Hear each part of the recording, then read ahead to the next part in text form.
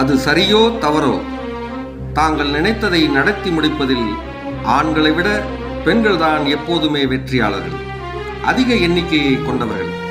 இது வெறும் தற்செயல் நிகழ்வல்ல, அவள் மனதின் தெளிவான வெளிப்பாடு. உதாரணம், அவள் உன்னை சேர விரும்பினால் அதற்காக 1000 காரணங்களை கண்டறிவாள். விருப்பம் இல்லையெனில் விலகிச் செல்ல 1000 சாக்கு போக்குகளை தேடுவாள். ஆர்வம் உள்ளவள் உன்னை நோக்கி நெருங்கி வருவாள். ஒருவேளை குழப்பத்தில் இருப்பவள் கூட தயங்கி நிற்பாள்.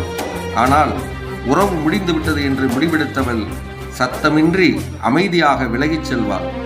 அவளது மௌனத்தை குழப்பம் என்று எண்ணாதே, அவளது விலகலை மர்மம் என்று எண்ணாதே, அவளது பாராமுகத்தை அவள் வெட்கப்படுகிறாள் என்று தவறாக எண்ணிவிடாதே.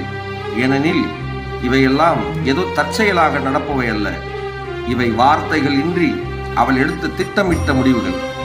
இருக்கும்போது அனுபவித்தாய், விலகும்போது விட்டுவிடு. The rule. இப்படித்தான் அவள் வெற்றி பெறுகிறாள். அவளுடைய ரூல் என்னவென்றே தெரியாமல் இந்த உலகத்தில் ஆண்கள் சிக்கி சின்னாபின்னமாகின்றார்கள், வாழ்க்கையிலே தோற்று போகின்றார்கள்.